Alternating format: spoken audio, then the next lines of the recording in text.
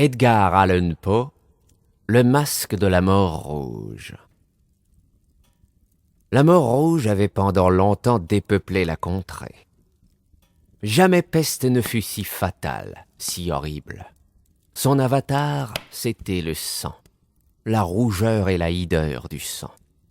C'étaient des douleurs aiguës, un vertige soudain, et puis un suintement abondant par les pores, et la dissolution de l'être. Des taches pourpres sur le corps, et spécialement sur le visage de la victime, la mettaient au banc de l'humanité et lui fermaient tout secours et toute sympathie.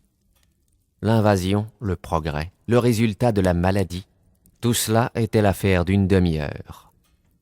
Mais le prince Prospero était heureux, et intrépide, et sagace. Quand ces domaines furent à moitié dépeuplés, il convoqua 1 millier d'amis vigoureux et allègres de cœur, choisis parmi les chevaliers et les dames de sa cour, et se fit avec eux une retraite profonde dans une de ses abbayes fortifiées. C'était un vaste et magnifique bâtiment, une création du prince, d'un goût excentrique, et cependant grandiose. Un mur épais et haut lui faisait une ceinture. Ce mur avait des portes de fer. Les courtisans, une fois entrés, se servirent de fourneaux et de solides marteaux pour souder les verrous. Ils résolurent de se barricader contre les impulsions soudaines du désespoir extérieur et de fermer toute issue aux frénésies du dedans. L'abbaye fut largement approvisionnée. Grâce à ces précautions, les courtisans pouvaient jeter le défi à la contagion. Le monde extérieur s'arrangerait comme il le pourrait. En attendant, c'était folie de s'affliger ou de penser. Le prince avait pourvu à tous les moyens de plaisir. Il y avait des bouffons, il y avait des improvisateurs, des danseurs, des musiciens. Il y avait le beau sous toutes ses formes. Il y avait le vin. En dedans, il y avait toutes ces belles choses et la sécurité. Au dehors, la mort rouge. Ce fut vers la fin du 5e ou 6e mois de sa retraite, et pendant que le fléau sévissait au dehors avec le plus de rage, que le prince Prospero gratifia ses 1000 amis d'un bal masqué de la plus insolite magnificence. Tableau voluptueux que cette mascarade. Mais d'abord, laissez-moi vous décrire les salles où elle eut lieu. Il y en avait 7, une enfilade impériale. Dans beaucoup de palais, ces séries de salons forment de longues perspectives en ligne droite quand les battants des portes sont rabattus sur les murs de chaque côté, de sorte que le regard s'enfonce jusqu'au bout sans obstacle. Ici, le cas était fort différent, comme on pouvait s'y attendre de la part du duc et de son goût très vif pour le bizarre. Les salles étaient si irrégulièrement disposées que l'œil n'en pouvait guère embrasser plus d'une à la fois.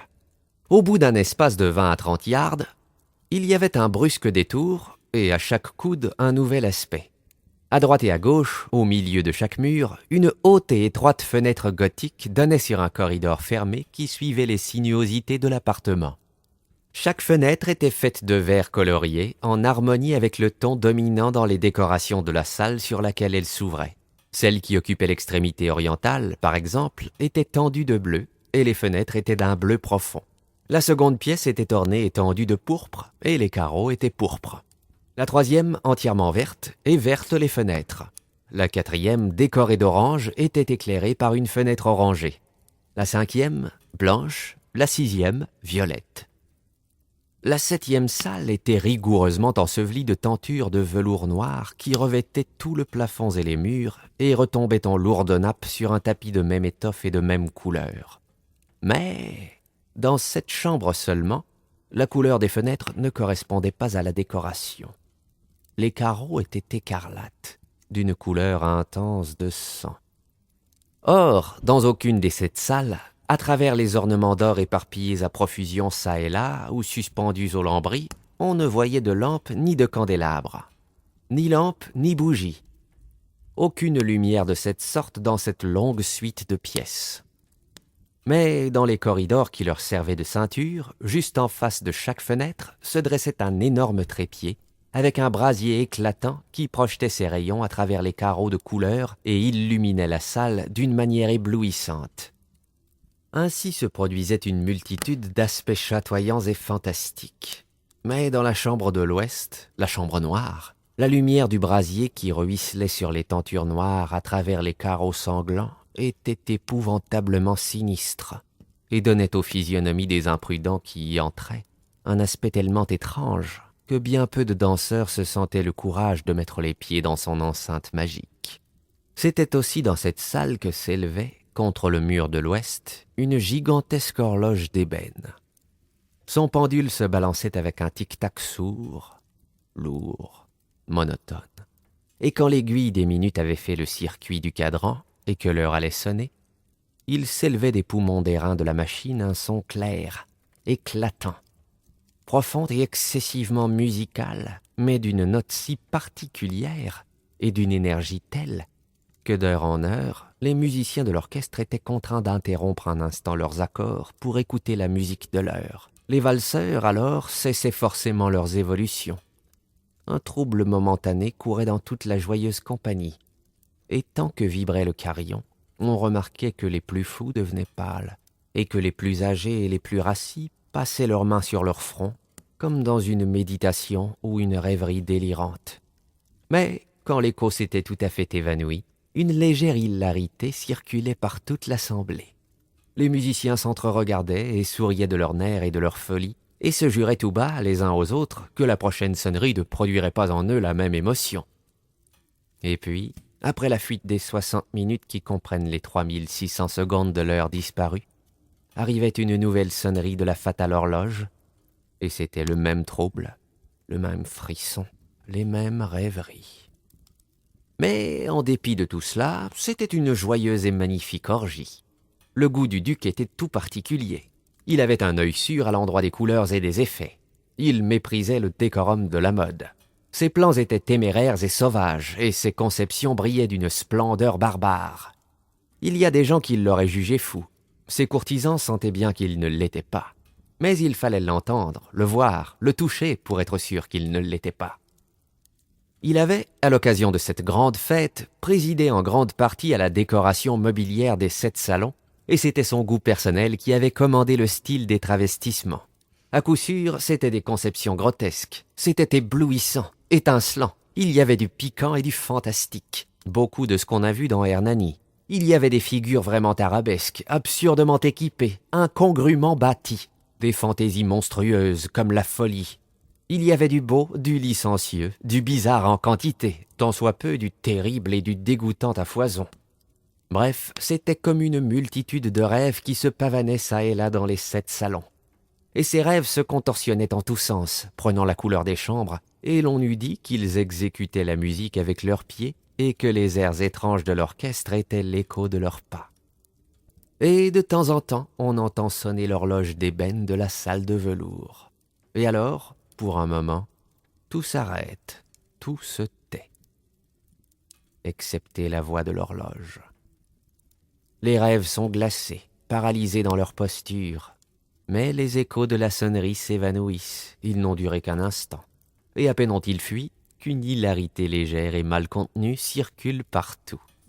Et la musique s'enfle de nouveau, et les rêves revivent, et ils se tordent çà et là plus joyeusement que jamais, reflétant la couleur des fenêtres à travers lesquelles ruisselle le rayonnement des trépieds. Mais, dans la chambre qui est là-bas tout à l'ouest, aucun masque n'ose maintenant s'aventurer, car la nuit avance, et une lumière plus rouge afflue à travers les carreaux couleur de sang, et la noirceur des draperies funèbres est effrayante. Et à l'étourdi qui met le pied sur le tapis funèbre, l'horloge d'ébène envoie un carillon plus lourd, plus solennellement énergique que celui qui frappe les oreilles des masques tourbillonnant dans l'insouciance lointaine des autres salles. Quant à ces pièces-là, elles fourmillaient de monde, et le cœur de la vie y battait fiévreusement. Et la fête tourbillonnait toujours lorsque s'éleva enfin le son de minuit de l'horloge. Alors, comme je l'ai dit, la musique s'arrêta, le tournoiement des valseurs fut suspendu. Il se fit partout, comme naguère, une anxieuse immobilité. Mais le timbre de l'horloge avait cette fois 12 coups à sonner. Aussi, il se peut bien que plus de pensées se soient glissées dans les méditations de ceux qui pensaient parmi cette foule festoyante. Et ce fut peut-être aussi pour cela que plusieurs personnes parmi cette foule, avant que les derniers échos du dernier coup fussent noyés dans le silence, avaient eu le temps de s'apercevoir de la présence d'un masque qui jusque-là n'avait aucunement attiré l'attention. Et la nouvelle de cette intrusion s'étant répandue en un chuchotement à la ronde, il s'éleva de toute l'assemblée un bourdonnement, un murmure significatif d'étonnement et de désapprobation, puis, finalement, de terreur, d'horreur et de dégoût. Dans une réunion de fantômes telle que je l'ai décrite, il fallait sans doute une apparition bien extraordinaire pour causer une telle sensation. La licence carnavalesque de cette nuit était, il est vrai, à peu près illimitée. Mais le personnage en question avait dépassé l'extravagance d'un Hérode et franchi les bornes, cependant complaisantes, du décorum imposé par le prince. Il y a dans les cœurs des plus insouciants des cordes qui ne se laissent pas toucher sans émotion. Même chez les dépravés, chez ceux pour qui la vie et la mort sont également un jeu, il y a des choses avec lesquelles on ne peut pas jouer. Toute l'assemblée parut alors sentir profondément le mauvais goût et l'inconvenance de la conduite et du costume de l'étranger. Le personnage était grand et décharné, et enveloppé d'un suaire de la tête aux pieds. Le masque qui cachait le visage représentait si bien la physionomie d'un cadavre raidi que l'analyse la plus minutieuse aurait difficilement découvert d'artifice. Et cependant, tous ces fous auraient peut-être supporté, sinon approuvé, cette laide plaisanterie. Mais le masque avait été jusqu'à adopter le type de la mort rouge. Son vêtement était barbouillé de sang, et son large front, ainsi que tous les traits de sa face, étaient aspergés de l'épouvantable écarlate. Quand les yeux du prince Prospero tombèrent sur cette figure de spectre, qui, d'un mouvement lent, solennel, emphatique, comme pour mieux soutenir son rôle, se promenait çà et là à travers les danseurs, on le vit d'abord convulsé par un violent frisson de terreur ou de dégoût. Mais, une seconde après, son front s'empourpra de rage. « Qui ose ?» demanda-t-il d'une voix enrouée aux courtisans debout près de lui. « Qui ose nous insulter par cette tyrannie blasphématoire? Emparez-vous de lui et démasquez-le, que nous sachions qui nous aurons à pendre au créneau au lever du soleil. » C'était dans la chambre de l'Est ou chambre bleue que se trouvait le prince Prospero quand il prononça ces paroles. Elles retentirent fortement et clairement à travers les 7 salons, car le prince était un homme impérieux et robuste, et la musique s'était tue à un signe de sa main. C'était dans la chambre bleue que se tenait le prince, avec un groupe de pâles courtisans à ses côtés. D'abord, pendant qu'il parlait, il y eut parmi le groupe un léger mouvement en avant dans la direction de l'intrus, qui fut un instant presque à leur portée, et qui maintenant, d'un pas délibéré et majestueux, se rapprochait de plus en plus du prince. Mais par suite d'une certaine terreur indéfinissable que l'audace insensée du masque avait inspirée à toute la société, il ne se trouva personne pour lui mettre la main dessus, si bien que, ne trouvant aucun obstacle, il passa à 2 pas de la personne du prince, et pendant que l'immense assemblée, comme obéissant à un seul mouvement, reculait du centre de la salle vers les murs, il continua sa route sans interruption, de ce même pas solennel et mesuré qu'il l'avait tout d'abord caractérisé, de la chambre bleue à la chambre pourpre, de la chambre pourpre à la chambre verte, de la verte à l'orange, de celle-ci à la blanche, et de celle-là à la violette, avant qu'on eût fait un mouvement décisif pour l'arrêter. Ce fut alors, toutefois, que le prince Prospero, exaspéré par la rage et la honte de sa lâcheté d'une minute, s'élança précipitamment à travers les 6 chambres, où nul ne le suivit, car une terreur mortelle s'était emparée de tout le monde. Il brandissait un poignard nu et s'était approché impétueusement à une distance de 3 ou 4 pieds du fantôme qui battait en retraite, quand ce dernier, arrivé à l'extrémité de la salle de velours, se retourna brusquement et fit face à celui qui le poursuivait. Un cri aigu partit, et le poignard glissa avec un éclair sur le tapis funèbre, où le prince Prospero tombait mort une seconde après. Alors, invoquant le courage violent du désespoir, une foule de masques se précipita à la fois dans la chambre noire, et, saisissant l'inconnu, qui se tenait comme une grande statue, droite et immobile dans l'ombre de l'horloge d'ébène, ils se sentirent suffoqués par une terreur sans nom, en voyant que sous le linceul et le masque cadavéreux, qu'ils avaient empoigné avec une si violente énergie, ne logeait aucune forme palpable. On reconnut alors la présence de la mort rouge. Elle était venue comme un voleur de nuit. Et tous les convives tombèrent un à un dans les salles de l'orgie inondées d'une rosée sanglante. Et chacun mourut dans la posture désespérée de sa chute. Et la vie de l'horloge d'ébène disparut avec celle du dernier de ces êtres joyeux. Et les flammes des trépieds expirèrent. Et les ténèbres et la ruine et la mort rouge établirent sur toute chose leur empire illimité.